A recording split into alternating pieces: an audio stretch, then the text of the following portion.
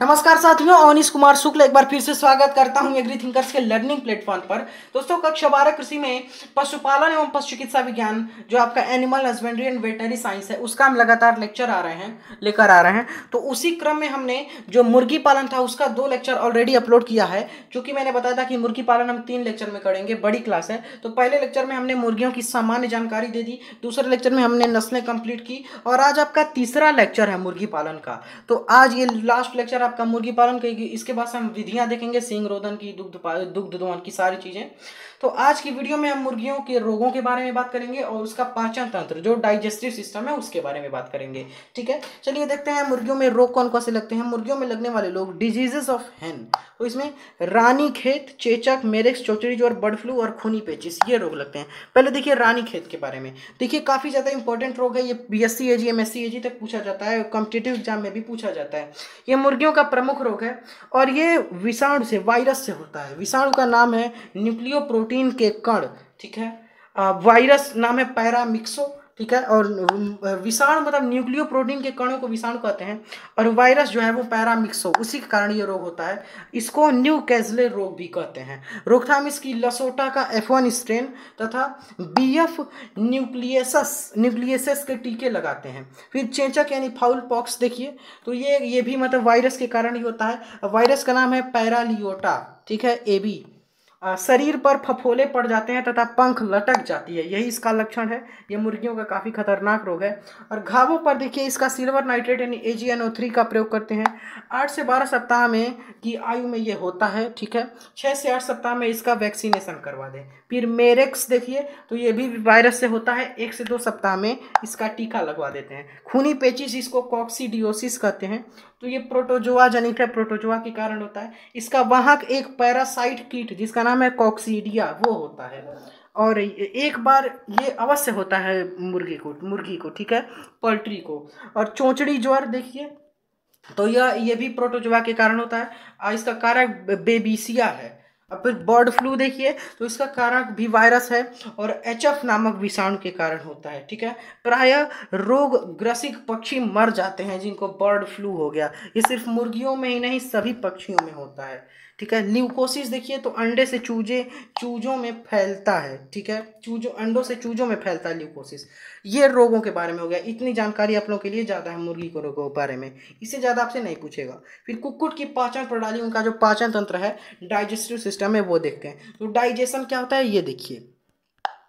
Digestion आपका अविलेय, जटिल तथा अवशोषी खाद्य पदार्थों को पाचक एंजाइमों के द्वारा विलेय, सरल तथा अवशोषी खाद्य पदार्थों में बदलना पाचन करता है। यानी पाचन मतलब होता है इनसॉल्युबल, कॉम्प्लेक्स और आपका अनअवशोषण योग्य। ठीक है, अनएब्जॉर्प्शनेबल, उनको उस खाद्य पदार्थों को हम कुछ डिफरेंट एंजाइमों की हेल्प से सॉल्युबल यानी विलेय और सरल अवशोषण योग्य खाद्य पदार्थों में बोलते हैं, इसी को बोलते हैं पाचन।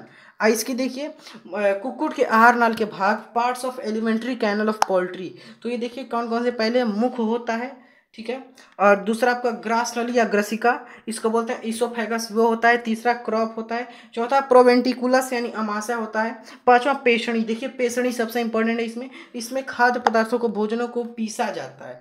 अब छठा है पैनक्रियास। सातवां है यकृत यानी लीवर। आठवां है छोटी आंत यानी स्मॉल इंटेस्टाइन। नवां है सीका। 10वां है लार्ज इंटेस्टाइन, बड़ी आंत। 11वां है क्लेका यानी मलाशय। यहाँ पर मुख के बारे में देखिए, तो कुक्कुट में चूंकि आपको पता है मुर्गियों में दांत नहीं होते हैं, आपको जानना चाहिए, परंतु चोंच में जिह्वा जैसी संरचना होती है जो ग्रहण किए हुए भोजन को आगे ग्रास नाल में प्रेषित या ढकेलने का कार्य करती है। इसके अतिरिक्त मुंह में उपस्थित लार ग्रंथियां जो होती हैं, उनसे स्रावित लार जो है वो भोजन को नम व लसलसा बना देता है। ठीक है, ग्रास नली या ग्रसिका, इसोफेगस के बारे में देखिए, तो यहाँ भोजन मुख से होकर ग्रसिका में आता है और यहाँ पर भोजन का किसी भी प्रकार का पाचन नहीं होता है, क्योंकि यहाँ पर कोई पाचक रस यानी डाइजेस्टिव एंजाइम का सिक्रेशन नहीं होता। ग्रसिका केवल भोजन को मुंह से क्रॉप तक भेजने का मात्र कार्य करती है। यह पाइप नुमा संरचना होती है। फिर क्रॉप देखिए, तो ये एक थैले नुमा स्ट्रक्चर होता है और यहाँ पर भोजन अस्थायी रूप से एकत्रित किया जाता है। यहाँ पर भोजन का कुछ मात्रा में जो पाचन डाइजेशन शुरू हो जाता है और कुछ आगे चलकर प्रोवेंट्रिकुलस में जुड़ती है। फिर प्रोवेंट्रिकुलस देखिए, तो इसमें भोजन क्रॉप से चलकर प्रोवेंट्रिकुलस में आता है। यहाँ पर भोजन मुख्य रूप से फाइबर जो है वो पिसता है यहाँ पर, और यहाँ पर भोजन कुछ देर तक रुकता है, फिर पेशड़ी यानी गीजड़ में जाता है और गीजड़ में पूरा भोजन पिसता है। ठीक है, यहाँ पर देखिए, यहाँ पर है कुक्कुट में आहार नाल का यह मुख्य भाग है, मैं आपको बता चुका हूँ। पेशड़ी की मांसपेशियां इस प्रकार की होती हैं जैसे कि वह भोजन को चक्की की भांति पीसकर सरल खाद्य पदार्थों में बदल देती हैं। इसमें कैल्शियम आयन की पूर्ति के लिए इनको खड़िया के छोटे टुकड़े दिए जाते हैं। ठीक, प्रोवेंट्रिकुलस तथा गीजड़ के संयुक्त रूप को अमाशय कहते हैं। अमाशय यानी पैनक्रियास के बारे में देखिए, तो मुख्य रूप से यहाँ पर अग्नाशयिक रस यानी पैनक्रियाटिक जूस बनता है। साथ ही भोजन में प्रोटीन का पाचन शुरू हो जाता है। यकृत यानी लीवर के बारे में देखिए, तो इसमें आहार नाल का मुख्य भाग है। यहाँ पर पित्त रस यानी बाइल जूस बनता है। ठीक है, साथ ही पित्त रस में उपस्थित एंजाइम भोजन पीसने का कार्य करते हैं, पचाने का। ठीक, फिर छोटी आंत यानी स्मॉल इंटेस्टाइन के बारे में देखिए, तो ये मुख्य केंद्र है पाचन का, यानी यही केंद्र सेंटर है। यहाँ पर प्रोटीन, वसा, माल्टोज आदि उनके सरल रूपों में विशिष्ट एंजाइमों के द्वारा तोड़ा जाता है। ठीक है, सीका के बारे में देखिए, तो ये छोटी आंत के नीचे, ठीक नीचे स्थित होता है। संख्या में ये 2 होते हैं, सामान्यतः 4 से 6 इंच लंबे होते हैं और ये मुख्यतः भोजन में तंतुओं का ये मतलब पाचन करते हैं। फिर देखिए बड़ी आंत यानी लार्ज इंटेस्टाइन के बारे में, तो यहाँ पचित भोजन पदार्थों से आवश्यक पदार्थों का तथा पानी का अवशोषण यानी एब्जॉर्प्शन हो जाता है। क्लोएका के बारे में देखिए, इसको मलाशय बोलते हैं। तो बड़ी आंत का ये अंतिम भाग होता है। ठीक है, फिर यहाँ पर देखिए विभिन्न पाचक एंजाइमों एवं उनके द्वारा विभिन्न खाद्य पदार्थों का सरलीकरण होता है। देखिए माल्टोज जो है वो माल्टेज से ग्लूकोज और ग्लूकोज में बदल जाता है। प्रोटीन जो है वो पेप्सिन 1 और पेप्टोन्स ये मिलकर इसको अमीनो एसिड में बदलते हैं। इसी प्रकार न्यूक्लियोटाइड और न्यूक्लियोसाइड है। फैट जो है लाइपेज उसको फैटी एसिड में तथा ग्लिसरॉल में बदल देता है।